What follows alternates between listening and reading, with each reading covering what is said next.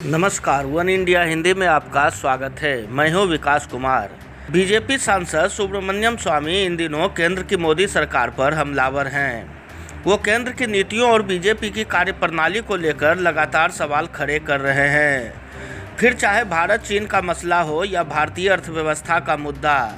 इसी कड़ी में उन्होंने केरल में सीएम पद के लिए मेट्रोमैन श्रीधरन को उम्मीदवार घोषित किए जाने पर सवाल उठाए हैं। पिछले दिनों बीजेपी में शामिल हुए 89 साल के मेट्रोमैन ई श्रीधरन को केरल से टिकट दिया गया है और चर्चा है कि उन्हें मुख्यमंत्री पद का चेहरा भी घोषित किया जा सकता है।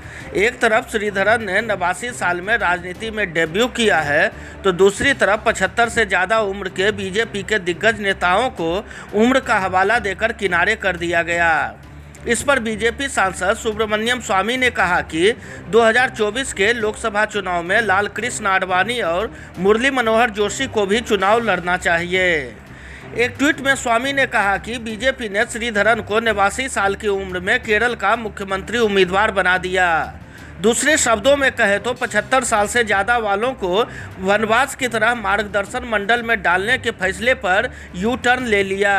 मैं यही सलाह देता हूं कि आडवाणी, मुरली मनोहर जोशी और शांता कुमार को 2024 में लोकसभा चुनाव लड़ना चाहिए। बता दें कि इस श्रीधरन का बीजेपी में आना केरल में बीजेपी के लिए बड़ी उपलब्धि मानी जा रही है।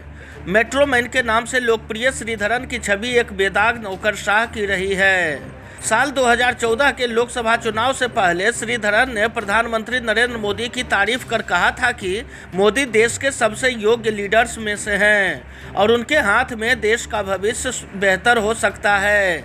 ऐसा माना जा रहा है कि इस श्रीधरन ने तभी बीजेपी में जाने का मन बना लिया था।